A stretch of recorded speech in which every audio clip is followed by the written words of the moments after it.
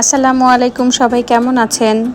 আজকে আপনাদের সাথে শেয়ার করছি, দেখেন আমার মেয়ে কিভাবে সারা দিন পেপার কাটতে থাকে। ও পেপার কাটতে খুব বেশি ভালোবাসে। বাসায় 2 বেলা করে ও প্রতিদিন পেপার কাটে।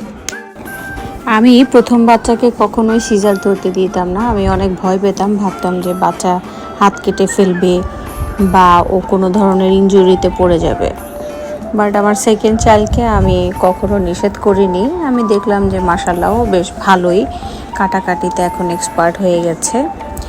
প্রথম বাচ্চাকে যেহেতু সিজার ধরতে দিতাম না, তো আমার বাচ্চা এখন 8 বছর বয়স হয়ে গেছে, তারপরও ও কাটাকাটি খুব একটা ভালো করতে পারে না।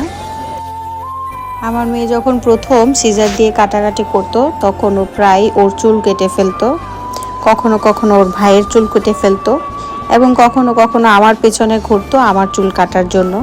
তো আল্লাহর রহমতে আমি আমার চুলটাকে বাঁচাতে পেরেছি, কিন্তু ওর ভাইয়ের চুল আমি বাঁচাতে পারিনি। ও বেশ কয়েকবার ওর ভাইয়ের চুল এবং ওর চুল কেটে ফেলেছে।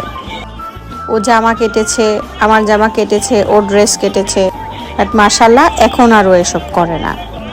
পেপার কাটিংয়ের মাধ্যমে ও প্রায় অনেকটা সময় এভাবেই খেলে কাটায়।